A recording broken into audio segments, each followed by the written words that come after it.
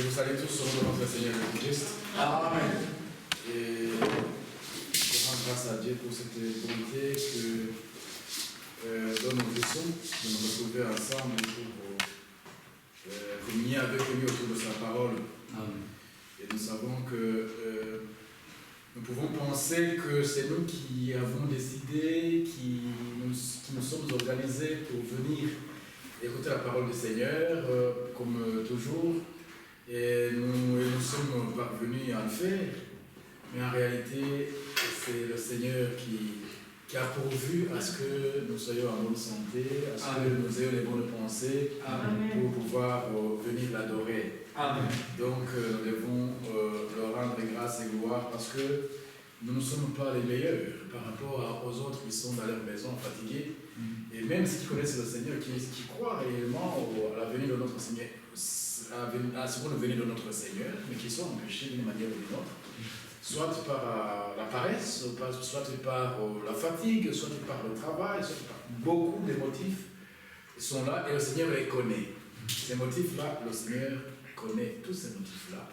Que ce soit même celui qui est paresseux, le Seigneur connaît leurs motifs. Parce que si réellement on a pris conscience de la grandeur de l'amour de Dieu à notre égard, la grandeur de la grâce que le Seigneur nous a favorisée, on ne peut pas rester à la maison et au moment où on doit aller l'adorer. Donc si on est fatigué ou qu'on sent la fatigue ou la paresse, ça veut dire qu'on est combattu réellement et le Seigneur le sait. C'est pourquoi, lorsque nous nous retrouvons ainsi ici, comme ça, nous devons vraiment rendre grâce au Seigneur par cette grâce qu'il nous accorde. Parce que celui qui est à la maison, soit peut-être en train de zapper à la télévision, regarder les programmes de la télévision, regarder ceci et cela, faire autre chose, ou occuper à autre chose. Et cette chose dont il s'occupe au moment où il devait adorer le Seigneur, ça constitue son Dieu à ce moment-là. Parce que tout ce que tu fais à la place de Dieu, ça devient ton idole. Parce que le Seigneur veut que nous l'aimions de tout notre cœur, Amen. De toute notre âme, de toute notre pensée et de toute notre force. En 4 éléments. Et quand l'un de ces éléments manque, nous sommes affaiblis et nous n'arrivons pas à accomplir la volonté de Dieu. Or, nous savons que nous sommes dans les temps où le Seigneur est en train de venir. Il nous a promis qu'il vient nous chercher. C'est ce que nous avons vu dernièrement. Et nous allons continuer. Nous savons que nous avons à lutter. Le Seigneur nous dit, nous allons le lire tout de suite, que celui qui vaincra, il aura le privilège de s'asseoir sur le trône du Seigneur, sur son trône, comme lui a vaincu, et s'est assis sur le trône du Père. Et pour cela, bien aimé, ça ne peut pas passer comme ça. Le diable le sait très bien, et le sachant et étant jaloux de nous, il nous combat par toutes les manières, il conduit tous ses efforts pour nous combattre.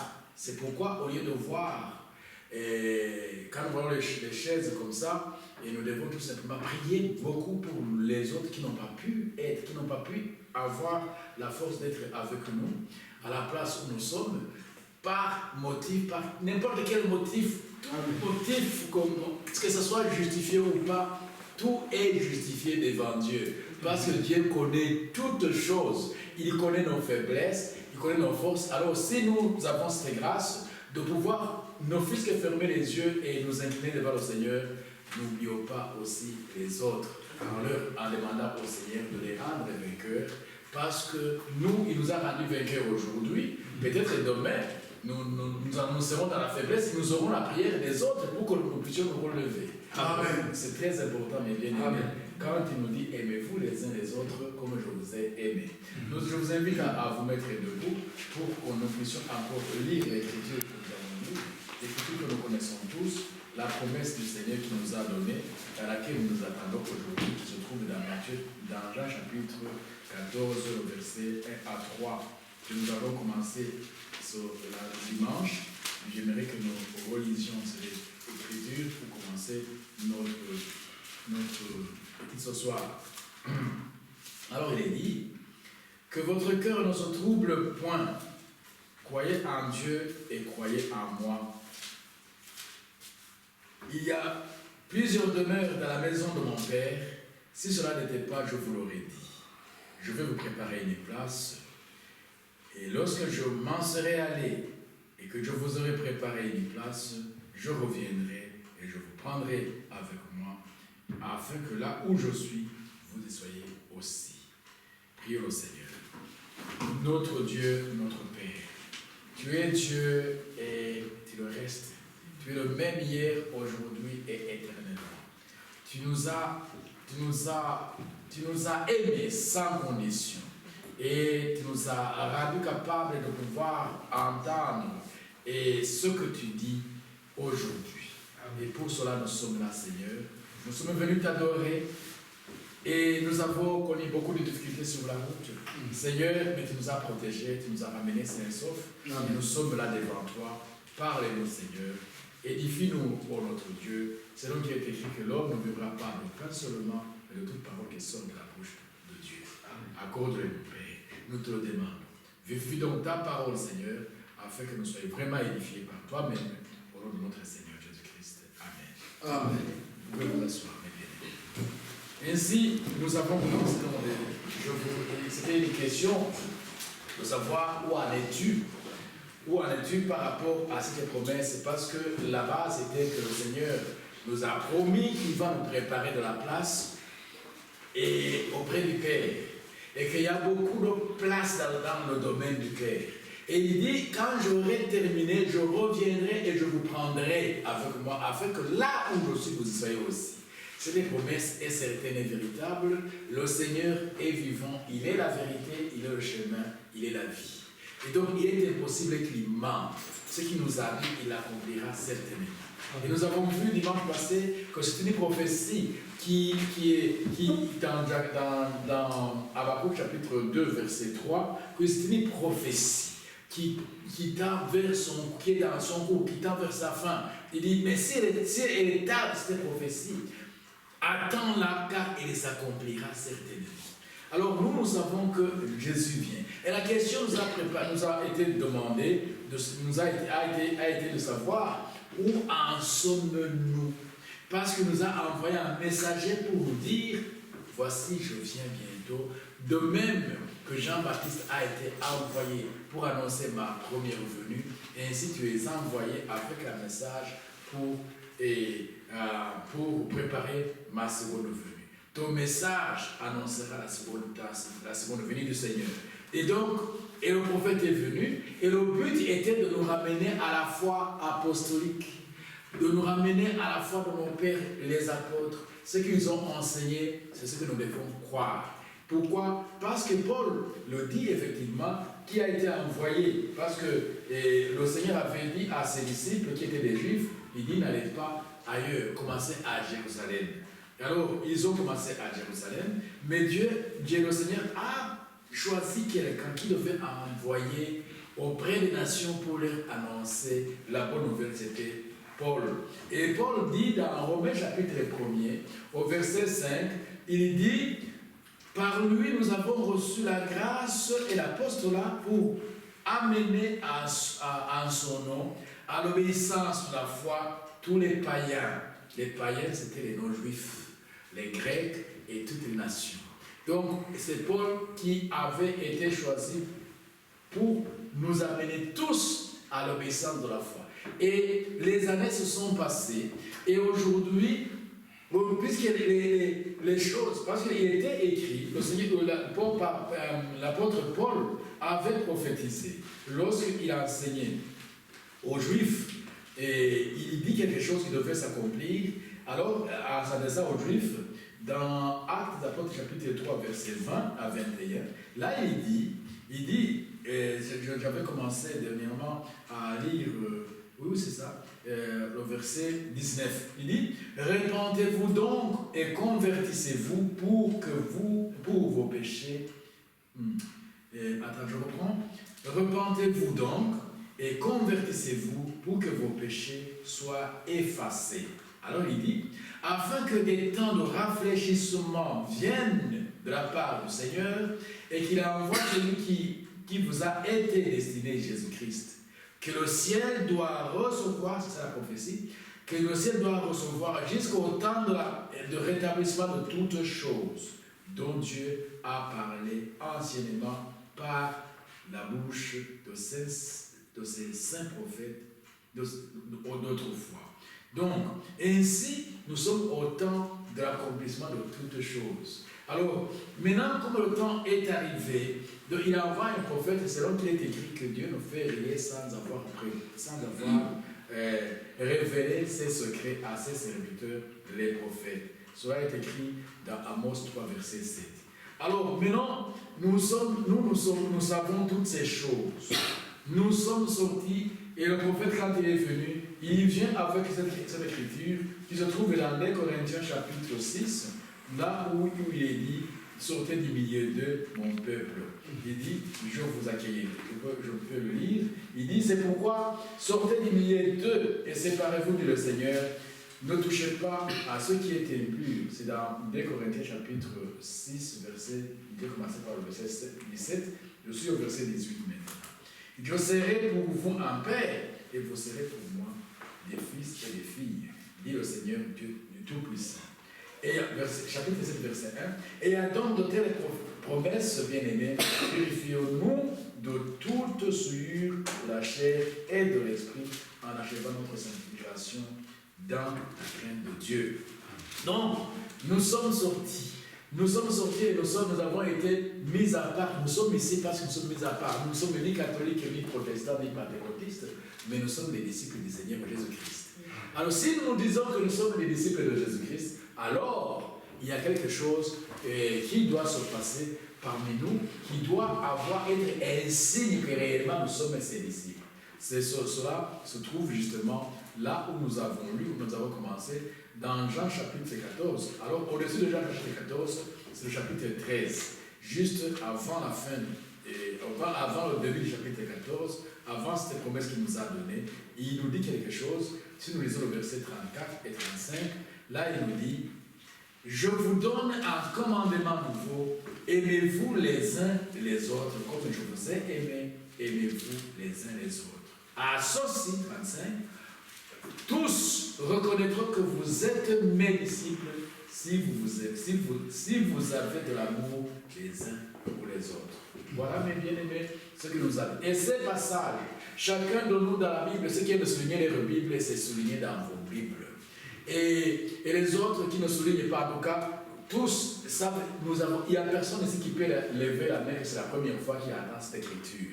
Nous l'avons toujours entendu, dans toutes les prédications, cette écriture ressort. Mais maintenant, bien-aimés frères et sœurs, c'est à cela qu'on doit nous reconnaître pour ses disciples. Or, cette écriture, le diable aussi la connaît. C'est pourquoi nous sommes combattus.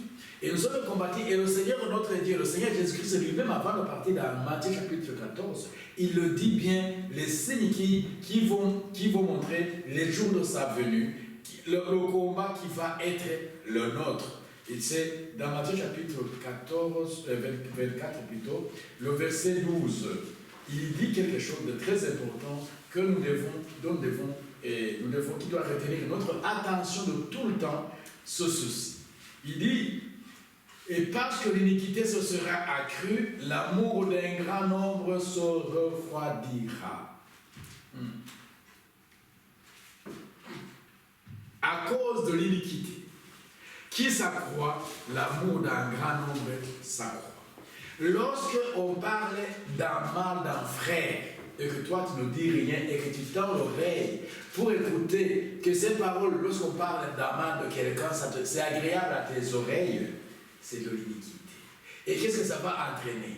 L'amour dont tu aimais le frère ou la sœur ne sera plus la même. Parce que la personne qui a semé, c'est le diable qui a parlé. Même si le mal dont on a parlé d'un frère ou d'une sœur est vrai, ce n'était pas ton affaire, tu n'avais pas à entendre ça, ça vient te souiller. On a appris que les frères étaient en train de voler. Tu sais, son frère, mais c'est comme ça qu'il était un voleur. Alors si cela ne t'entraîne pas, l'amour du Seigneur doit te pousser à prier pour le frère et aller le trouver et l'aider, l'édifier, l'encadrer, prier pour lui pour qu'il soit délivré de ce démon, de cette puissance démoniaque de vol.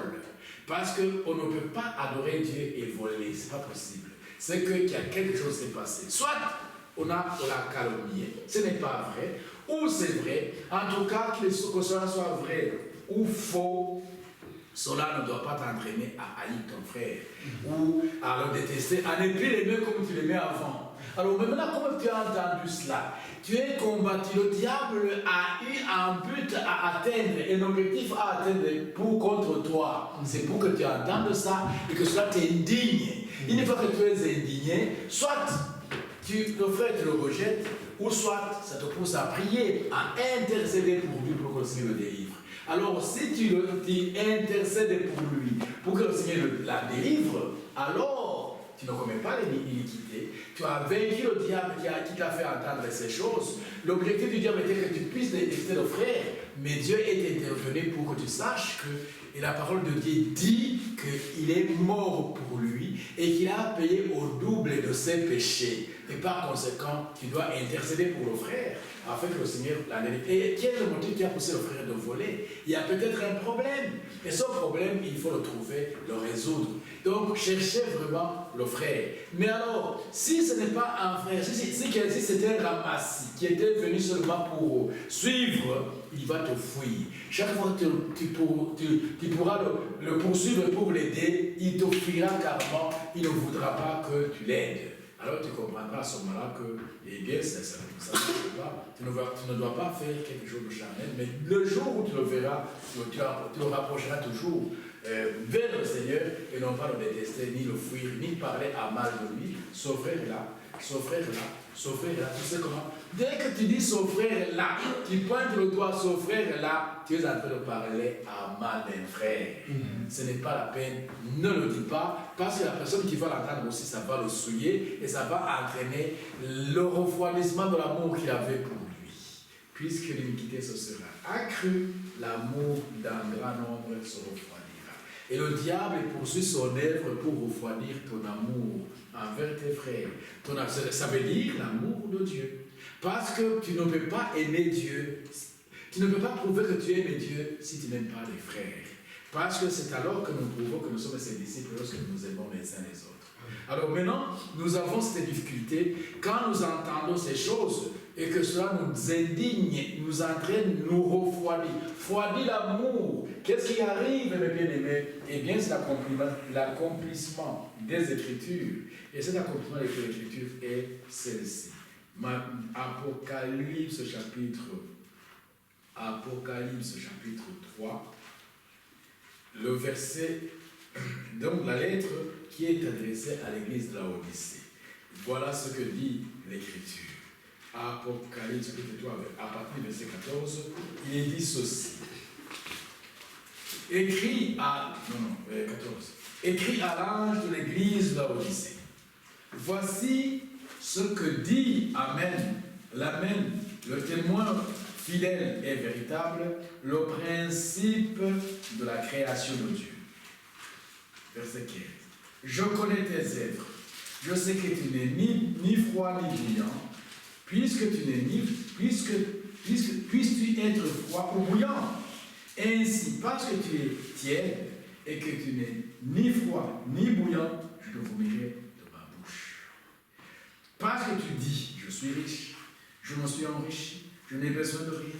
Parce que tu ne sais pas que tu es malheureux, misérable, pauvre, aveugle et nu, je te conseille d'acheter de moi de l'or éprouvé par le feu, afin que tu deviennes riche et des vêtements blancs, afin que tu sois vêtu et que la honte de ta nudité ne paraisse pas. Et un collier pour oindre tes yeux, afin que tu vois. Moi je reprends, je châtie ce que j'aime. Et donc misère et répands-toi. Voici, je me tiens à la porte et je frappe. Si quelqu'un entend ma voix et ouvre la porte, j'entrerai chez lui, je souperai avec lui et lui avec moi. Celui qui vaincra, je le ferai asseoir avec moi sur mon trône comme moi j'ai vaincu. Et me suis assis avec mon Père sur son trône. Que celui qui a des oreilles entende ce que l'Esprit dit aux églises. Cette lettre est adressée particulièrement à l'église de notre temps. Et maintenant, chacun de nous doit se retrouver ici. Est-ce que tu es froid ou tu es bouillant?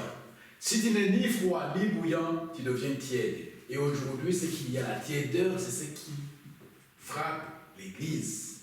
On a le pied dehors, le pied dedans, le pied dans la foi, le pied dans l'incrédulité. Donc, on n'est ni bouillant ni froid. Les signes qui accompagnent les croyants sont connus. Et le signe véritable, le commandement nouveau que le Seigneur nous a donné, nous venons de le citer, et associé, on reconnaîtra que vous êtes mes disciples si vous aimez les uns et les autres. Alors le diable vient saper justement l'amour, pour refroidir l'amour, pour refroidir l'amour de Dieu. Donc, finalement, on va adorer Dieu, puisque comme une habitude, nous allons à l'assemblée mardi, mercredi, mardi, vendredi, dimanche, et de temps en temps, on écoute frère Franck qui prêche mercredi, samedi, dimanche, et puis ça s'arrête là. Mais la recherche véritable de la volonté de Dieu n'est pas là. Pourquoi? Parce que Satan nous combat énergiquement au point qu'on ne gêne plus, on ne sait pas gêner, on ne sait pas chercher le Seigneur pour ses propres problèmes. Seigneur, je sens que réellement, cet amour, je ne l'ai pas. Je sens que je ne peux pas prier pour un enfant avec assurance que cet enfant sera guéri. Je sais que la parole le dit, mais cette conviction, je ne l'ai pas. La foi dont tu parles, à laquelle il faut ajouter la vertu, je ne l'ai pas. Donc, tu ne sais pas. Oh, bien-aimé, notre objectif, c'est de nous conscientiser tous, que nous sachions où nous en sommes, où en sommes-nous. Si le Seigneur vient aujourd'hui, allons-nous partir? Nous n'allons pas nous tromper nous-mêmes par nos propres raisonnements. Pour que nous partions, il faut que nous vivions pendant ce temps comme Jésus-Christ. Que nous soyons réellement bouillants. Si nous ne sommes pas bouillants, nous n'allons pas partir avec le Seigneur. Nous allons entendre seulement dire que l'enlèvement a eu lieu. Et à ce moment-là, nous allons nous réveiller trop tard. Et bien, à ce moment, nous allons être contraints à être bouillants. Oui, on va être bien décidé cette fois-ci. En tout cas, même s'il faut mourir, je veux mourir, je ne veux pas adorer la bête. Donc, à ce moment, ça va nous coûter très cher. Alors que maintenant, on nous supplie. Il dit, cherchez le Seigneur pendant qu'il se trouve. Nous avons terminé notre exhortation de dimanche par l'écriture de Jérémie, chapitre 21. Et là, nous avons terminé par là. Et nous commençons par là. Et pour encore continuer avec les nouvelles, parce que tout ce que j'ai dit ici ont déjà été dites. Alors nous sommes dans Jérémie chapitre 29. Jérémie 29, à partir du verset 11.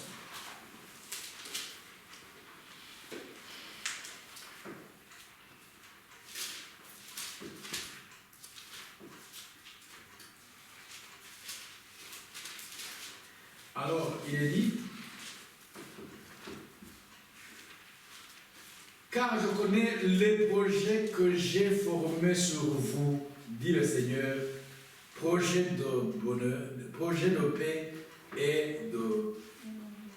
Je reprends, et projets de paix et non de malheur, afin de vous donner un avenir et de l'espérance. Car vous m'invoquerez, et vous partirez, vous me prierez, et je vous exaucerai. Vous me chercherez, et vous me trouverez, si vous me cherchez de tout votre cœur. Je me laisserai trouver par vous, dit le Seigneur, l'Éternel. Je m'arrête là. Donc regardez, le Seigneur ici, il dit, je me laisserai trouver si. Et si, seulement si, on dit en mathématiques, si vous me cherchez de tout votre cœur. Et chercher le Seigneur de tout son cœur, c'est vraiment renoncer à soi-même, combattre contre les démons qui nous excitent à parler à mal les uns les autres, qui nous excitent à nous indigner pour n'importe quoi, qui nous excitent à nous juger les uns les autres, qui nous excitent à regarder ce que l'autre fait au lieu de nous regarder nous-mêmes, au lieu de voir où j'en suis moi, la prédication sort, quelqu'un qui est dans les couples, les enfants, ah ça c'est papa, ça c'est papa là. Et la femme dit, ah là c'est pour mon mari. Le mari dit, ah, ça c'est ma femme. Au lieu de voir toi ce qui te concerne, tu vois ce que l'autre et les erreurs de l'autre. Mais pourquoi tu n'arrives pas à percevoir ce qui te concerne? Savez-vous une chose, mes bien-aimés, nous sommes un corps. Ce qui concerne mon frère Frédéric me concerne. Les faiblesses de chacun de nous entraînent les autres à descendre. Et la force de certains de nous entraîne les autres à monter. C'est pourquoi, regardez dans les Écritures, un seul en Israël avait péché, mais 36 hommes ont péri parce qu'ils sont allés attaquer la ville de Haï, parce qu'il y en avait un interdit dans le camp. Et nous, l'interdit, c'est quoi? Justement, l'interdit, c'est ce refroidissement, ce manque d'amour, cet amour qui est ni bouillant, ni froid.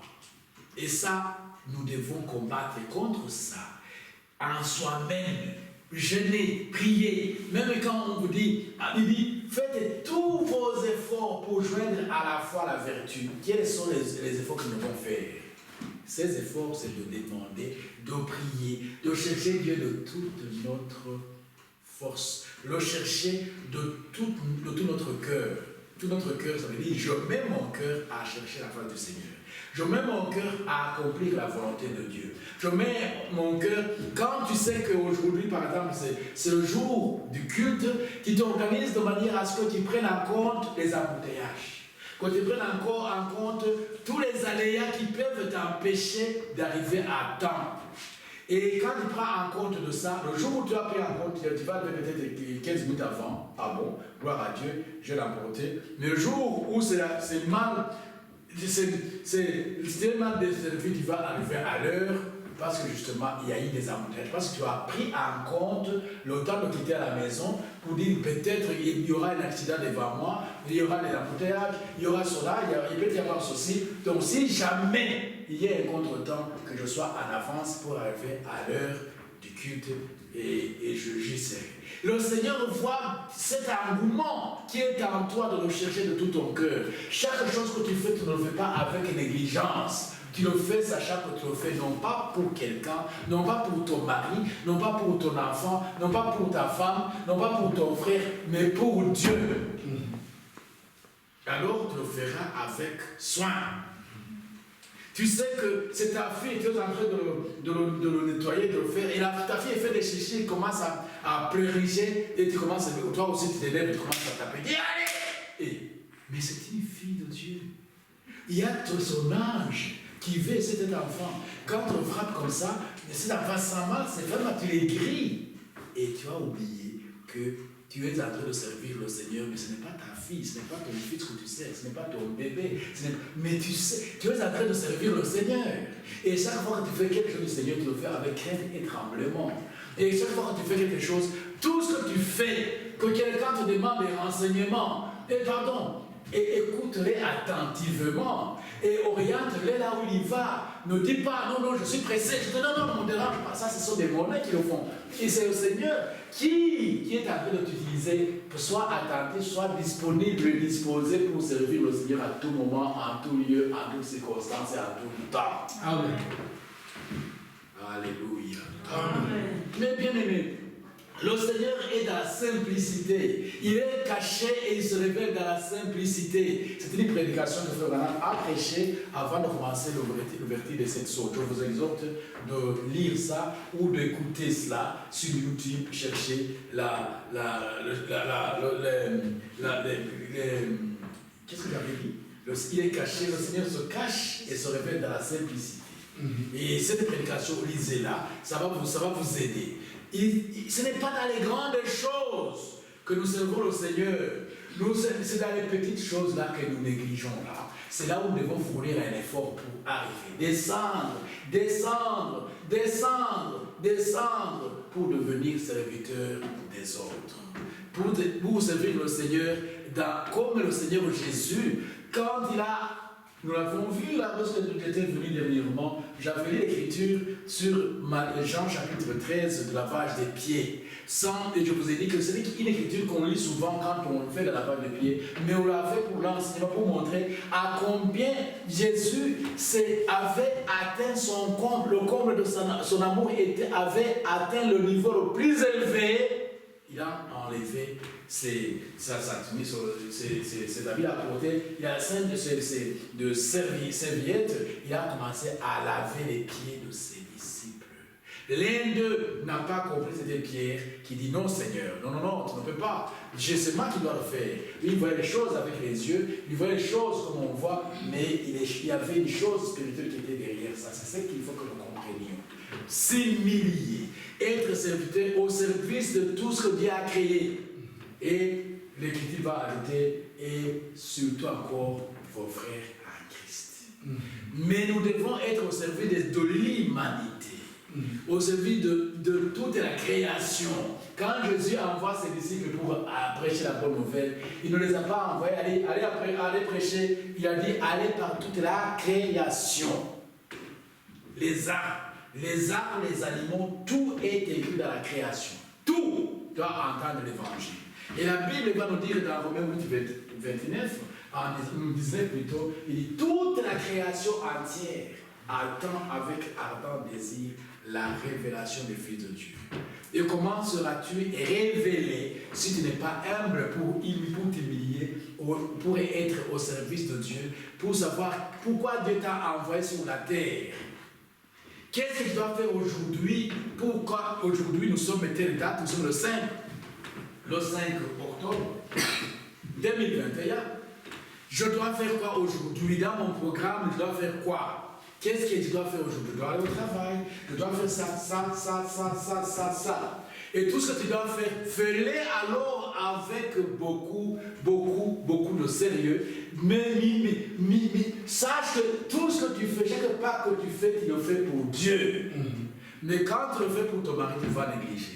Quand tu le fais pour ton enfant, tu vas négliger. Quand tu le fais pour le directeur de travail, parce qu'on t'a dit, tu vas négliger. Mais quand tu sais que c'est Dieu qui t'a envoyé pour faire ça aujourd'hui, fais-le alors avec beaucoup de crainte et tremblement. Fais-le correctement. Ne fais rien avec négligence. Et quand tu le fais, sachant que c'est Dieu, ou le pas que tu fais, c'est pour Dieu que tu le fais, eh bien, à ce moment-là, Dieu voit l'esprit qui t'anime et ne te laissera pas sans te récompenser. Quand il va prier, eh bien, tu sauras, il va venir t'aider même dans ta prière. Quand tu sais que telle chose que je regarde, ce n'est pas pour la gloire de Dieu. Qu'est-ce que je fais là? Ce n'est pas pour la gloire de Dieu, donc je m'écarte. Donc priez en demandant que Dieu t'accorde la grâce d'aimer ce qu'il aime et de détester ce que lui déteste. Aimer ce que Dieu aime, amen. Haïr ce que Dieu hait. Alléluia. Et que Dieu vous accorde ça. C'est ça qui doit être ta prière. Seigneur, aide-moi, que j'arrive à aimer ce que toi tu aimes, que j'arrive à détester ce que tu détestes, que j'arrive donc à discerner en aimant la volonté du Père. Et pour y arriver, c'est ce que Paul nous dit. C'est ce que Paul nous dit ici. Paul nous dit dans Romains chapitre 12, parce que Dieu veut que nous lui rendions un culte à tout moment. Tout ce que nous faisons, que ce soit un culte que nous rendons à Dieu.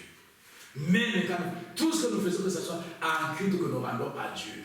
Il y a un culte que nous venons ici pour adorer, pour écouter la parole de Dieu. Mais dans notre vie quotidienne de chaque jour, nous devons aussi le faire en le faisant pour Dieu. Alors c'est un culte raisonnable. Écoutez bien. Chapitre 12, verset 1.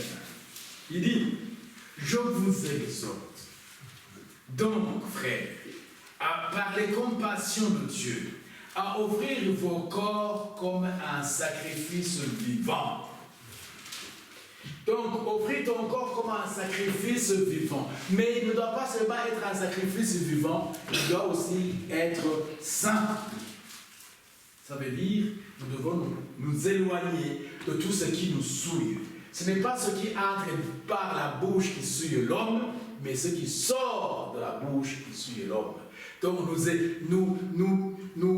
nous préserver, que notre langue soit tenue en bride pour ne pas prononcer des paroles qui nous souillent, pour ne pas parler à mal des frères, pour ne pas critiquer les chefs de service, nos collègues au travail, critiquer André Parman, les gars qui critiquent, il faut les fuir parce qu'ils souillent tes oreilles.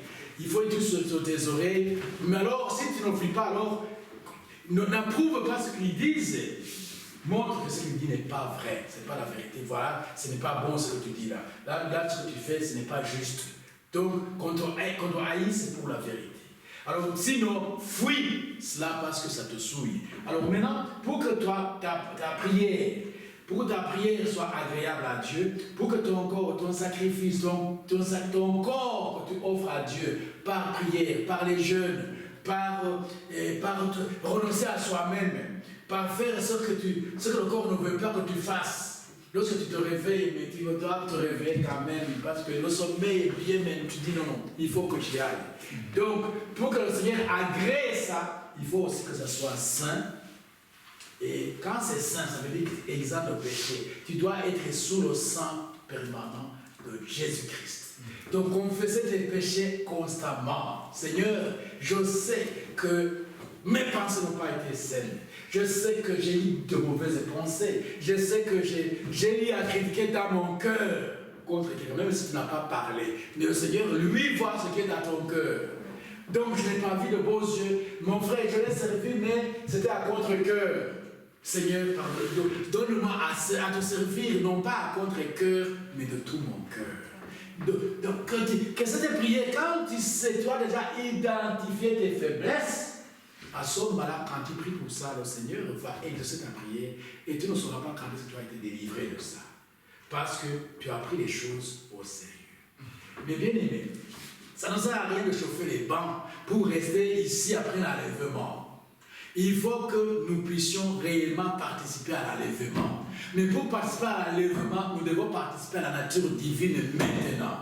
Mais pour participer à la nature divine maintenant, nous devons renoncer à nous-mêmes. Renoncer à la chair, renoncer à notre considération intellectuelle et considérer la parole de Dieu. Qui dit l'Écriture sur son point? Qui dit l'Écriture sur son point? Que dit l'Écriture? Posez des questions pour savoir ce qu'il faut. Quand vous venez à l'église, prenez votre Bible, prenez votre stylo, prenez votre papier, écrivez même les versets bibliques, allez à un certain moment, méditez-les, revoyez-les.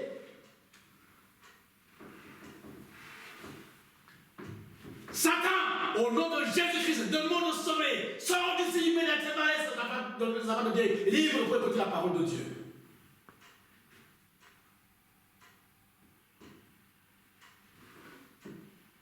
Bien-aimé Père Céleste, nous t'aimons. Amen. Et nous sommes combattus par tous les moyens. Nous sommes venus ici pour t'adorer. Et Satan vient avec un sommeil accablant pour nous embêter. Mais Seigneur, interviens et accorde-nous la grâce d'avoir ne fût-ce que 5 minutes de concentration pour recevoir ce que tu veux nous dire. Accorde-les, Père, pour la gloire de ton nom. Au nom de Jésus-Christ. Amen. Amen. Bien-aimés Père Céleste, ça c'est comme bien-aimés frères et sœurs, quand vous sentez qu'il y a un sommeil qui vous menace, c'est ça le combat. C'est ça. Le diable ne veut pas que vous soyez bien. Donc, priez, combattez, priez. C'est un mauvais jour. Parce que les choses qui sont en train de sortir sont des choses salutaires. Et le diable ne voudrait pas que tu les écoutes tranquillement, sereinement, que ce soit vivant en toi. Il va t'amener un sommeil. C'est pourquoi il faut de temps en temps, quand vous savez que vous allez venir écouter la parole de Dieu, vous allez demander, le fais moi. Quand je sais que j'ai le culte, je dois manger au plus tard au moins 3 heures avant que je n'aille au culte. Si je loupe ces 3 heures avant, qu'il ne reste qu'une heure pour aller au culte, je ne mange pas du tout. Pourquoi? Parce que je sais que le corps aussi a ses capacités. Donc quand tu vas t'asseoir, tu es bien, tu as bien mangé, là, la digestion commence et c'est le sommeil qui va venir. Et le diable en profite justement pour te cribler, tout ça. Donc donc ça, ce sont des astuces que je vous donne, parce que moi-même, mais ça m'arrive. Ça nous arrive tous. Il n'y a personne qui est épargné de ça. Personne. Et c'est pourquoi il faut maintenant discerner et livrer son corps en sacrifice vivant. Tu ne mourras pas parce que tu es venu affamé ici, au contraire, tu seras éveillé, tu seras disponible et disposé pour le Seigneur. Et bien, mes bien-aimés frères et sœurs, donc nous allons, je vois qu'à cause de ça, nos adversaires est déjà arrivé, je vais m'arrêter, mais ce que je voudrais que vous sachiez, c'est de savoir d'abord que quand tu as commencé un voyage, tu sais d'où tu as commencé, tu sais où tu es né et tu sais où tu vas. Alors maintenant, où en es-tu sur le chemin de l'enlèvement? Dans ce troisième épisode que nous avons pour l'enlèvement, où en es-tu? Nous devons être parfaits. Sur le chemin de la perfection, où est-ce que tu es né? Sur le chemin de la perfection, de l'humilité, de la fin de l'orgueil de soi, de la fin de l'ego, de la fin de l'ego en soi, pour que tu sois semblable à Christ. Où en es-tu? Où en suis-je? C'est ça la question. C'est là où nous allons, vers la perfection. Nous avons lu avec Richard ici dimanche, il dit, appliquez-vous de temps à affermir votre vocation en faisant quoi? En mettant toutes ces choses pour qu'il y ait en vous la foi, la vertu, la connaissance, la tempérance, la patience, la piété, l'amour fraternel, l'amour divin. Il dit, si ces choses sont en vous d'une manière abondante, vous n'allez plus être oisif pour ce qui est de la connaissance de Jésus-Christ. Il dit maintenant, à cause de ça, mes frères, il dit, appliquez-vous de temps à affermir votre vocation en Christ, et en faisant cela, vous ne broncherez jamais. Or, nous bronchons aujourd'hui de plusieurs manières. Et alors, nous n'allons pas nous leurrer, nous n'allons pas nous cajoler, nous n'allons pas nous tromper par nos propres raisonnements. Nous devons être conscients que le Seigneur, nous ne sommes pas encore arrivés où nous devons être. Nous devons arriver. Nous allons, oui, j'aimerais, pas nous, je. Parce qu'il est dit au singulier. Au pluriel, il est dit, ceux qui me disent Seigneur, Seigneur, ceux qui me disent au pluriel. Matthieu chapitre 7, verset 21. Ceux qui me disent Seigneur, Seigneur, n'entreront pas tous dans le royaume des cieux, mais au singulier, celui-là qui fait la volonté du Père qui est dans les cieux. Alors, si dans cette assemblée, il y a un seul qui doit partir, ça doit être moi. Ah oui, il dit, moi je dois partir. Alors, si chacun se dit, moi je dois partir, alors c'est tous qui doivent partir. Mais comment moi je dois partir? Ça veut dire que je dois aimer mes frères, comme le Seigneur me le commande. Je dois être au service de mes frères, comme le Seigneur me le commande. Je dois servir le Seigneur de tout mon cœur sans rien négliger.